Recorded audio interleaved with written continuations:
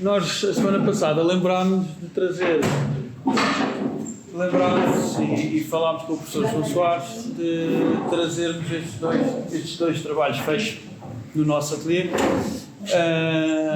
porque achámos que faria sentido, dada a fase de trabalho onde nós estamos de análise do contexto da cidade de Alcácer do Sal, e especificamente mais já centrados na zona do Castelo, mas lembrámos de trazer estes dois trabalhos porque são dois trabalhos feitos no Ateliê Rua, em que um deles, que é o primeiro trabalho, que é na Praia de Faro, no Algarve, que foi um concurso feito pelo Ateliê já há vários anos, já tem bastantes anos. Foi o segundo concurso que nós fizemos, foi mesmo no início do Ateliê. Já foi há muitos anos atrás. Mas porquê é que nos lembramos da Praia de Faro? Porque a Praia de Faro teve um grande trabalho de investigação, de análise do contexto, da área de intervenção, e por isso mesmo nos lembramos de trazer este trabalho, porque é exatamente nessa fase de trabalho que nós estamos hoje aqui,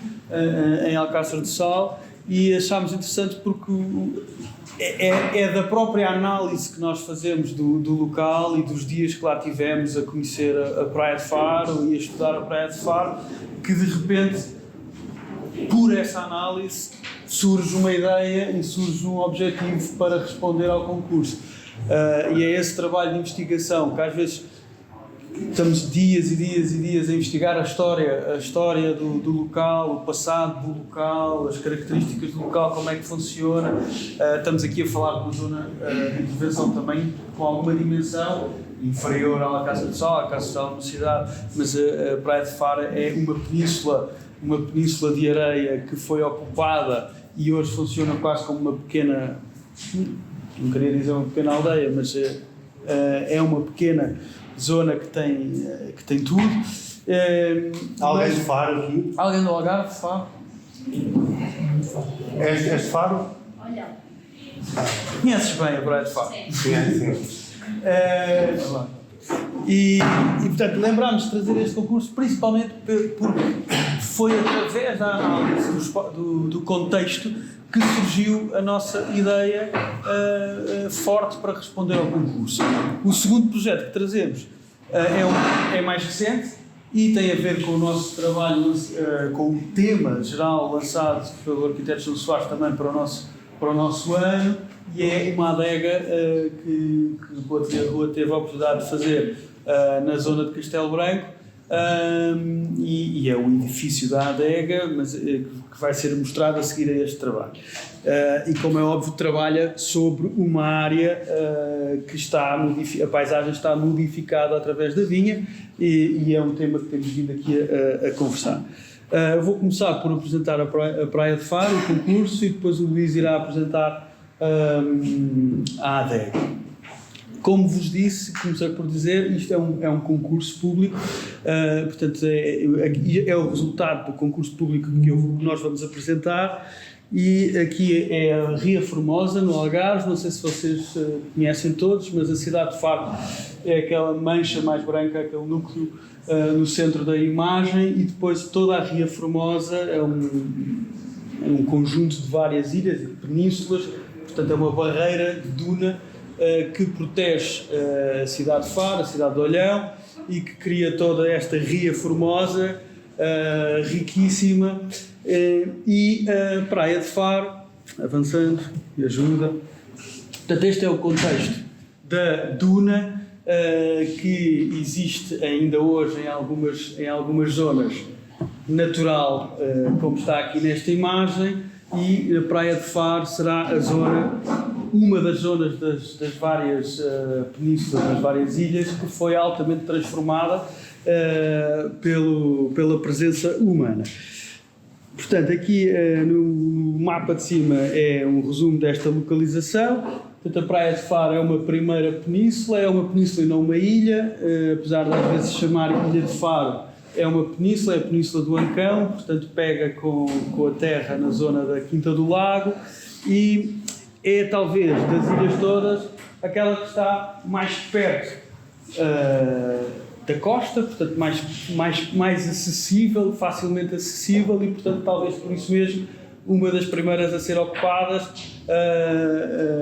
pelo homem, e a ser utilizada e a ter pela primeira vez a presença de habitações ou de apoios de pesca inicialmente. Portanto, a duna, como veem na imagem a seguir, na imagem no gráfico em baixo, ou no esquema em baixo, tem o lado da costa, o lado do mar, e o lado da ria no lado interior. Uma das tarefas que nós fizemos no concurso foi também tentar perceber a constituição desta duna, e trouxemos para a equipa um biólogo que nos esteve também a explicar como é que a duna funciona. Portanto, a duna é um sistema móvel. A duna vai se modificando ao longo dos anos e ao longo do inverno, verão, ventos. Portanto, a areia tem que poder, vamos dizer, mover-se, voar, os ventos, os mares. A duna vai se sempre adaptando e transformando, e a presença de habitações fixas e casas, portanto, como acontece na Praia de Faro, acaba por bloquear esta possível movimentação da duna. E tivemos a investigar como é que a duna funciona, e existe uma duna, a constituição da duna tem uma primeira duna maior, já passaram vários anos, já não me lembro os nomes técnicos, era a duna principal e a duna secundária, e as primeiras habitações, ou as primeiras presenças de pequenas edificações na duna estavam no lado da ria, que é na duna secundária, que é uma duna mais baixa, e que tem muito menor impacto neste bloqueio da duna.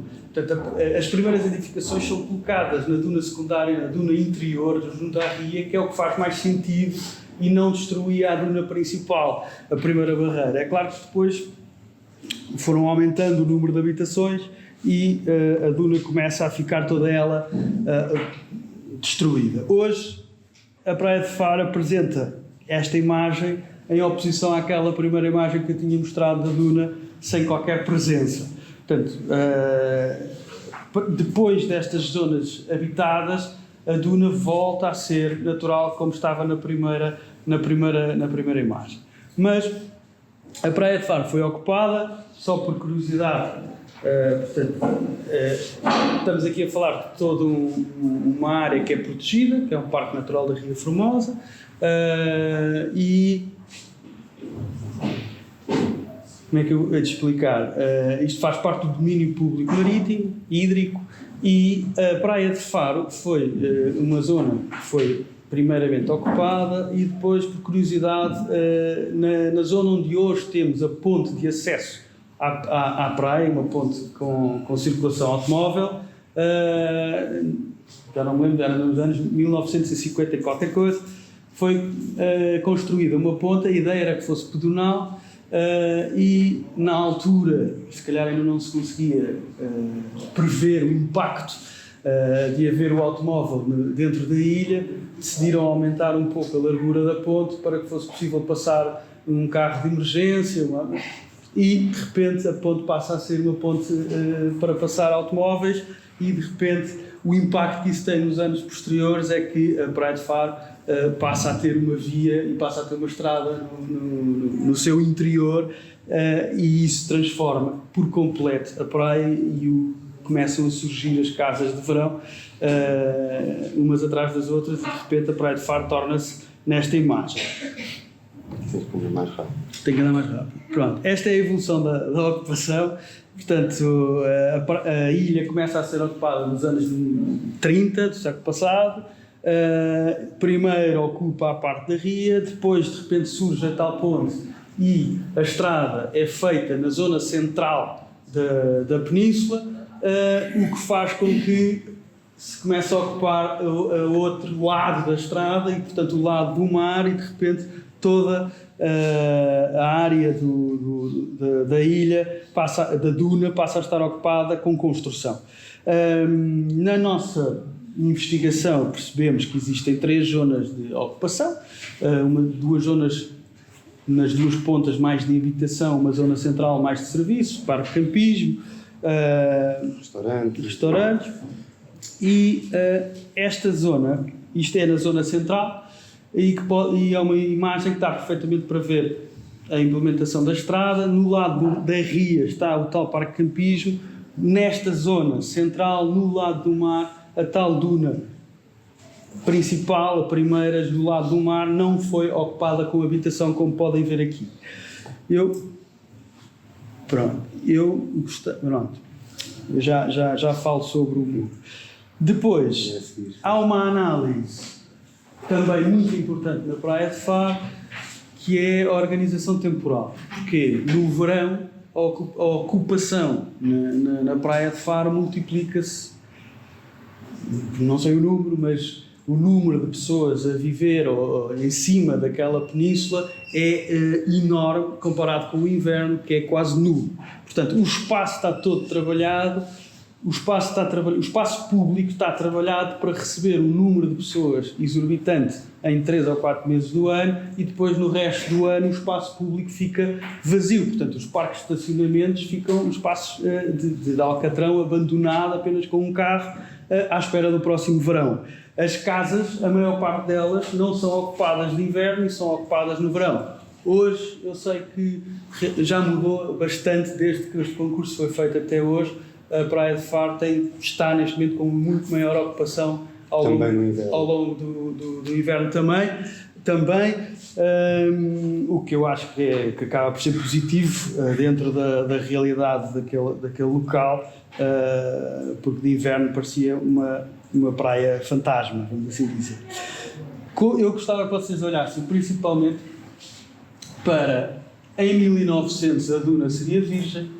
Atualmente existe aquele esquema, eu acho que representa muito bem aquilo que nós queremos agora explicar, que é, para a construção da tal estrada, foi construído ao longo de quase toda a dimensão da Praia de Faro, que hoje é ocupada por habitação, um grande muro de contenção da duna para possibilitar a construção desta estrada.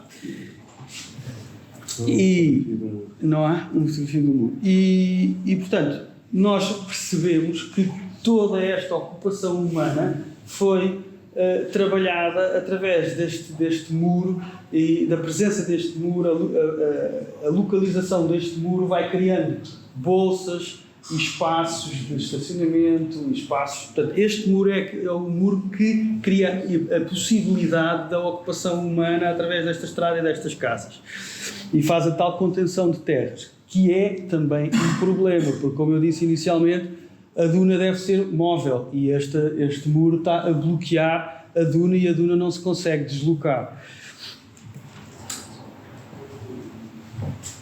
Posterior, fizemos uma análise de todo o espaço, da Praia de Faro, e aqui nesta planta, se conseguirem ver bem, marcado a preto, encontram-se todas as zonas onde nós fomos identificar a presença deste muro que cria o tal espaço público.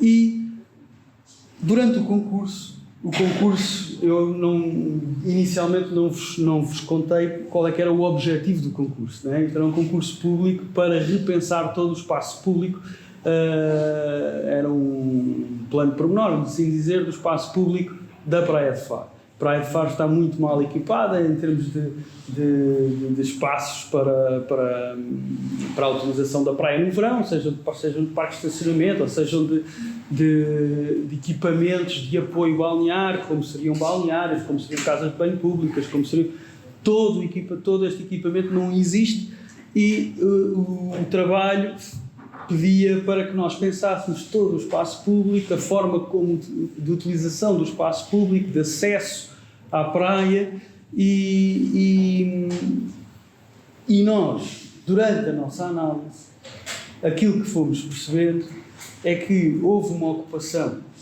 indevida da península de areia, da duna, e houve um crescimento da ocupação humana na península durante os primeiros 100 anos, e quando o concurso é lançado, a nossa conclusão após a análise é que aquilo que deveria acontecer não seria repensar aquele espaço numa perspectiva de maior utilização balnear, mas sim tentar propormos a saída, como é que é dizer? Começar, ou seja, em vez de planear, fazer uma estratégia de desocupação exatamente da península e da desocupação do ser humano em cima da duna, em vez de estar a criar condições para a continuação da ocupação. Portanto, nós decidimos, durante o concurso, responder ao pedido, a responder ao quase pedido. uma crítica ao programa preliminar do concurso. Respondíamos ao programa, mas ao mesmo tempo apresentávamos uma estratégia de desocupação da Praia de Faro. E, portanto, a nossa estratégia foi apresentar um projeto que se desenvolvia em 3 fases e, numa primeira fase, respondia ao programa lançado pelo concurso e depois apresentava uma estratégia de uma saída. E, portanto, nesta primeira fase,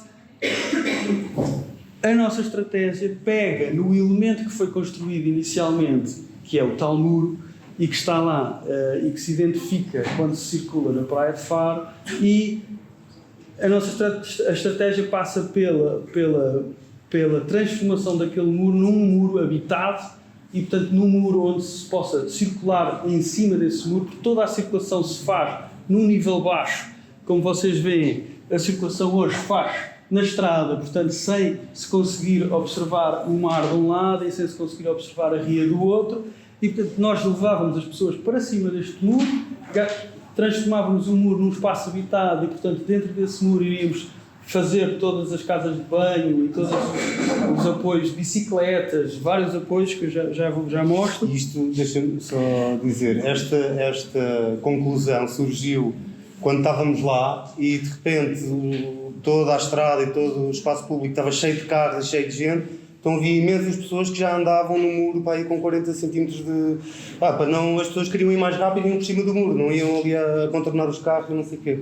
Lembrámos que se é uma coisa que já lá está, ou seja, aquele muro de suporte já lá está, portanto podíamos apropriar dessa pré-existência e dar-lhe outra valência. E depois fizemos um estudo de todos os espaços públicos. A maior parte das edificações que lá estão são privadas e nós também temos a consciência de que não será possível demolir as habitações privadas de uma forma fácil, né? E de repente fazer as pessoas todas perderem as suas casas. Eu sei que isto é nós apresentamos aqui uma crítica ao programa, mas apresentamos aqui sabemos que estamos a falar e que estamos a apresentar um trabalho que de alguma forma, infelizmente, tem um lado utópico de muito difícil concretização, mas apresentamos uma estratégia de identificar todos os espaços que estão a ser ocupados, por exemplo, o automóvel. Há imensos espaços, imensas áreas em cima da duna que estão alcatroadas apenas para receber automóveis durante 2 meses por ano. Os automóveis deveriam ficar fora da ilha e todos estes espaços de alcatrão que estão inutilizados a maior parte do ano poderiam ser repostos como duna. Isto seria uma primeira fase de desocupação humana da duna. Depois, numa segunda fase, isto é uma imagem, por exemplo, desse muro transformado num café, com os acessos ao topo do muro. Fizemos um estudo do automóvel, de como é que o automóvel circula hoje na Praia de Faro, as bicicletas, que na altura ainda não havia, hoje já existe. Propunhamos, o concurso pedia para nós resolvermos o parque de estacionamento fora da ilha, portanto, naquela área lá em cima. E a linha tracejada significa que o acesso ao automóvel na ponta existente, que é esta à direita, era restrito a cargas e descargas, emergências ou transportes públicos. E depois propunhamos uma outra acesso, este aqui mais serpenteado, para bicicletas e para acesso pedonal. Bicicletas. O transporte público para fomentar a utilização de inverno, principalmente o transporte de barcos. Passaram 10 anos, ou eu acho que mais já. E 15 anos.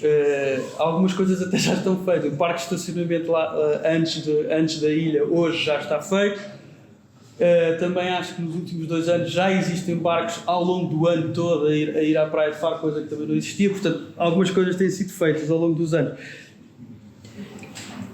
E isto era a área que na primeira fase seria atribuída ao espaço público, ou seja, pedonal. Os carros saíam e todas estas áreas aqui podiam ser usadas para pequenas praças. Aqui propunhamos, acho que um mercado, aqui alguns cafés. Portanto, isto poderia ser usado para, olha, finalmente a fotografia do muro.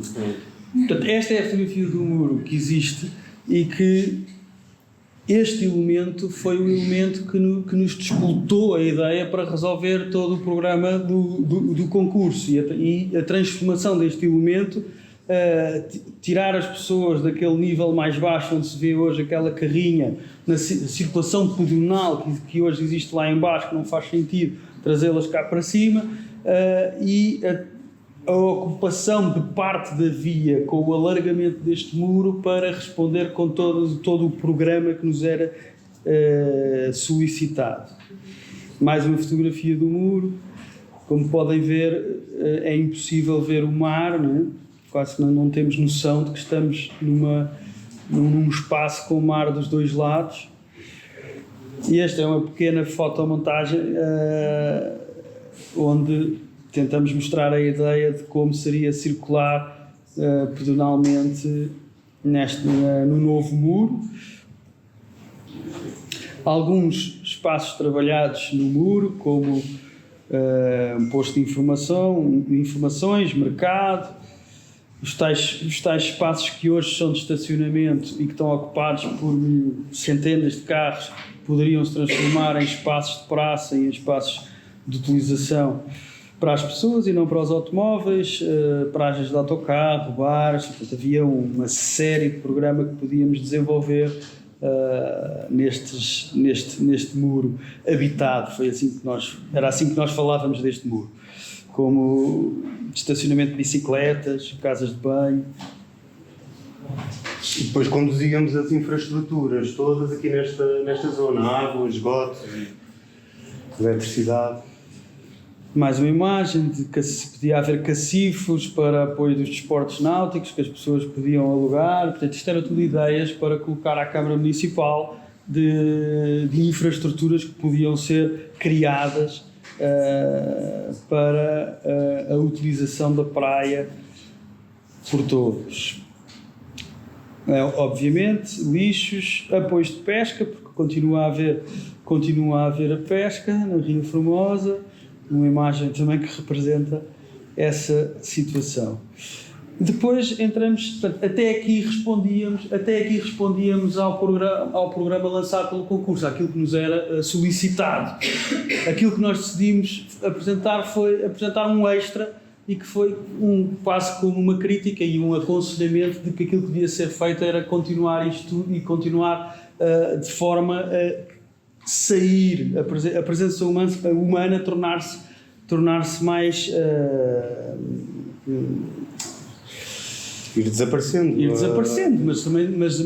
mas desenhávamos a possibilidade de haver apoios balneares, mas bem construídos, através de estacas, portanto, que não danificassem a duna. E nesta segunda fase retirávamos as habitações e criávamos todo um sistema. Mantínhamos o parque de campismo e alguns serviços associados às tais praças dos parques de estacionamento e dos pequenos lagos.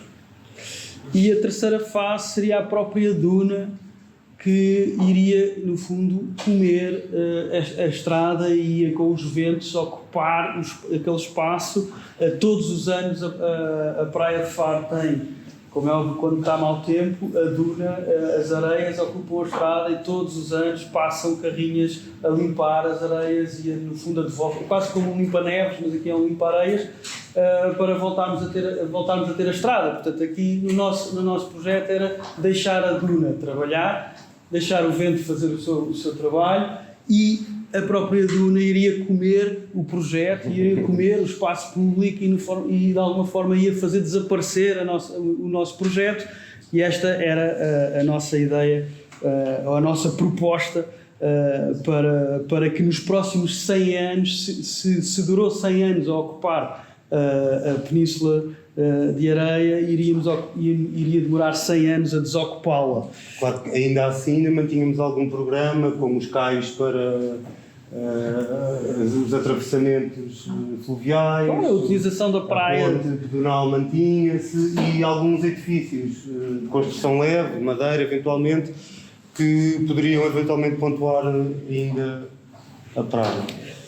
E esta é uma imagem, é exatamente o mesmo sítio, não é? Portanto, a imagem atual e aquilo que nós iríamos propor nas várias fases, na perspectiva de que a presença humana fosse diminuindo. Mas foi. O que é isto? Não, acabou. Não. Acabou. Skype. Agora vamos apresentar a adega em Vila Velha de Ródão. Este foi um concurso promovido por uma cliente, portanto, por um privado, que decidiu investir na região onde ela é, e comprou um terreno com cerca de 9 hectares, com a intenção de plantar. Portanto, não existia lá absolutamente nada, estevas e alguns eucaliptos, e ela queria plantar vinha e construir uma adega. Este terreno tem a particularidade ou a singularidade de ser atravessado ao meio pela autoestrada A23. O que de alguma forma é quase um elefante na sala, quer dizer, é impossível ignorar o constante atravessamento de carros, mesmo o próprio terreno tem que se passar por baixo da autoestrada para aceder à outra parcela, portanto vive ali um bocado à volta da autoestrada. Portanto, a situação é esta, aqui já a chegar à área de serviço, aqui com a indicação da área de serviço de Castelo Branco a 20 km, e o terreno é este do lado esquerdo, portanto no sentido Abrantes-Castelo Branco, do lado esquerdo este monte com uma construção de um armazém muito pobre, quer dizer, mas que ao mesmo tempo a cliente queria de alguma forma aproveitá-lo, não é? E do lado direito, aqui não aparece, do lado direito um terreno semelhante, portanto, só apenas rasgado pela autoestrada. Aqui já, por acaso acho que na primeira já estavam as plantações, mas a primeira vez que eu fui ao terreno ainda nem sequer havia nada plantado, portanto estava completamente virgem. Depois ela, enquanto começámos a desenvolver o projeto, foi começando a fazer as plantações, e isto era um concurso para ser desenvolvido em cerca de 15 dias, ou seja, nós nunca tínhamos feito, obviamente, nenhuma adega, não fazíamos ideia, nem a própria cliente fazia ideia do programa que era necessário para uma adega. Ela já tinha contratado um enólogo, mas disse que na altura do concurso, para não falarmos com ele, portanto, cada pessoa que se orientasse por si, cada ateliê que se orientasse e que fizesse a sua investigação. Foi o que fizemos, fartámos de ler e de perceber como é que funciona, que programa é que é preciso, o que é que não é preciso. E, por mais que tenhamos estudado, era impossível saber com precisão a área exata que seria necessária. Ou seja, a nossa ideia era que, ou o que nós achávamos era que, pelo menos a área daquele armazém que já lá existia, está ali em cima, seria necessário, eventualmente, até mais uma ampliação. E começámos a pensar na situação em que estava este terreno, quer dizer, o tipo de edifício que era. Portanto, era um edifício virado e relacionado, absolutamente relacionado com a autoestrada, também relacionado com a topografia daquele monte, não é? Ele passa ali na tangência do monte, e um edifício que pretende vender vinho, não é? E receber pessoas que o venham visitar, portanto tem que ser de alguma forma, quer dizer, não pode ser, é muito tímido. Esta foi a nossa ideia nestes 10 dias de concurso, e pensámos que poderia ser interessante. Portanto, nós não sabíamos, este é o armazém existente, e nós sabíamos que teríamos eventualmente de acrescentar mais programa, eventualmente ainda mais, se fosse caso disso, seria para baixo, e surgiu a ideia de haver uma peça que unificasse estas duas zonas que nós achávamos que seriam necessárias para construir. Por outro lado, também o facto do armazém estar lá e a cliente ter a intenção de o tentar aproveitar, pensámos que também poderia fazer sentido utilizar a cortiça como material de revestimento, porque resolvíamos ao mesmo tempo o isolamento do edifício, não é? E protegíamos a parede pré-existente, que era realmente muito pobre. E já conseguimos construir aqui um discurso qualquer, não é? Que era o revestimento de cortiça que forrava toda a parte de programa, e uma outra peça que ainda poderia fazer sombra a essa cortiça e de alguma forma sinalizar ou marcar esta passagem de automóvel a 120 km/h, que é uma coisa que eu achei interessante, que é a relação que a pessoa tem com o edifício. A primeira é num carro a 120 km/h e ele de repente passa, não é? E esta relação interessava-nos. Esta peça de cima também ajudava a criar alguma tensão nesta tangente do monte onde está plantada a vinha. Este aqui eram alguns esquemas as possibilidades assim, nós sabíamos que era preciso fazer uma ampliação, mas do ponto de vista funcional, como ainda não tínhamos falado com o tal enólogo, não sabíamos como é que este programa poderia funcionar, se a ampliação teria que ser ali atrás, ou se era à frente, ou como é que poderia funcionar. Então, bom, entregámos o concurso, a cliente demorou algum tempo, até que me ligou e disse: olha, Luís, já tomei uma decisão, precisava de falar consigo. Eu pensei: já fomos. E lá fui ter com a senhora a um café e sentámos, e a pessoa que estava lá no café perguntou: o que quero beber? Eu: um chá. E a senhora disse: Luís, então o Luís vai fazer uma adega e vai beber um chá? Não, vamos já abrir aqui uma garrafa de vinho e comemorar. Ficámos muito felizes.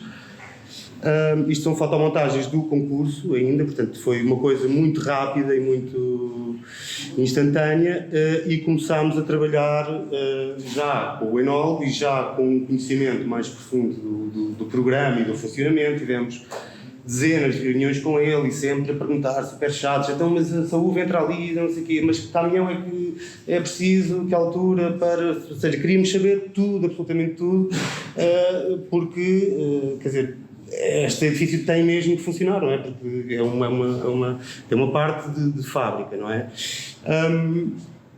Então, a estratégia passa por este retângulo aqui é o edifício pré-existente, portanto é o retângulo correspondente ao armazém pré-existente, e a ampliação é este quadrado um pouco mais largo. No edifício pré-existente mantivemos o pé direito generoso que ele tinha e colocámos todas as áreas de cargas e descargas, de desengaçamento da uva e as cubas de inox, ou seja, da fermentação do vinho. Na parte nova, colocámos os edifícios o programa mais social, de recepção, uma pequena loja, sala de provas e um pequeno escritório que se encontra aqui. Portanto, a pessoa acede ao longo do edifício por uma laje que se vai descolando da topografia, não é? Ou seja, o monte vai descendo e a pessoa continua a andar de nível. Entra numa espécie de galeria onde a doutora Manuela queria fazer algumas exposições de pintura, de amigos. Depois, aqui uma loja e uma zona de acessos verticais, tanto à parte de baixo, onde está a cave, como à parte de cima, onde está a sala de provas. Portanto, descendo, temos o embasamento do edifício, da qual faz parte aquela laje por onde se acede, em betão à vista, portanto é uma parede é betão à vista do lado de fora e do lado de dentro, portanto a zona das cubas, das barricas de madeira, é uma espécie de cofre semi-enterrado, pareceu-nos o sítio mais indicado por questões térmicas, obviamente, não é? Geralmente as caves são caves, não é? São enterradas, e esta solução de parede dupla de betão com isolamento no meio funciona muito bem do ponto de vista térmico. Na parte da frente temos ainda uma zona onde podem ser lavadas as barricas de madeira para serem reutilizadas. No piso de cima temos aqui do lado esquerdo o duplo pé direito da zona técnica, ou seja, da zona de fábrica, e do lado direito, chegando, temos ali a zona da sala de provas, com uma varanda que se projeta sobre a vinha e sobre a autoestrada e que interrompe a tal peça, a tal cinta que faz sombra ao edifício e que protege o acesso. São alguns cortes onde se percebe a sucessão dos três pisos. O alçado houve imensos estudos de alçado, de estereotomia, material. Começámos a ficar interessados pela chapa metálica. Depois começámos a experimentar a chapa microperforada e acho que depois imensas cores, imensas tonalidades, portanto foi assim um processo muito intenso de investigação. Aqui já na fase de construção, a testarmos aqui as chapas metálicas, começámos a perceber que lá perto aquela chapa microperforada quase que parece um tecido, e o facto de estar em peças, em segmentos côncavos, quase que parece um tecido, ainda da construção, já a montar em estrutura metálica e já concluído. Portanto, aqui conseguimos perceber os três níveis, portanto a zona de cave em betão aparente, a zona do meio, que é o revestimento, começou por ser o revestimento do armazém existente e que acabou por revestir também a ampliação e construir as portadas para correr e para fechar a adega, e em cima a tal cinta de estrutura metálica interrompida com aquela exceção da varanda. Este aqui é o acesso da zona das cargas e descargas, portanto, em que a tal cinta sobe para permitir a entrada e saída dos caminhões por aquele portão também revestido a cortiça. Aqui o lado de trás, onde está a varanda associada à loja, e na parte de baixo a tal zona para lavar as barricas, a tal zona exterior para lavar as barricas, onde se pode montar também uma mesa para uma prova especial.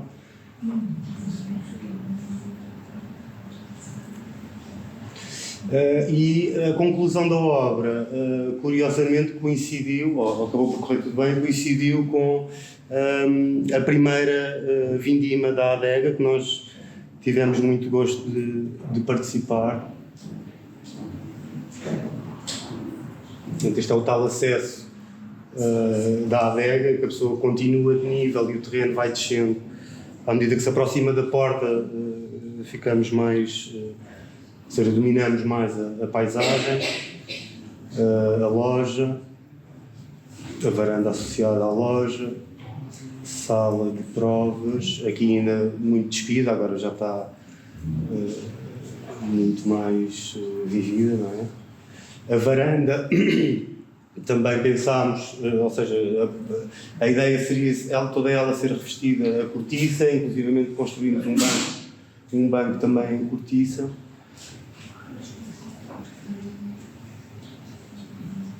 E a zona das cubas, das barricas de madeira, que aqui obviamente ainda não havia, não é? Porque ainda ia ser ainda a primeira vindima, portanto ainda não havia vinho. Aquelas garrafas são decorativas, hoje em dia já está cheio de garrafas Isto é a fotografia da primeira vindima da Aveiro. E pronto, é isto.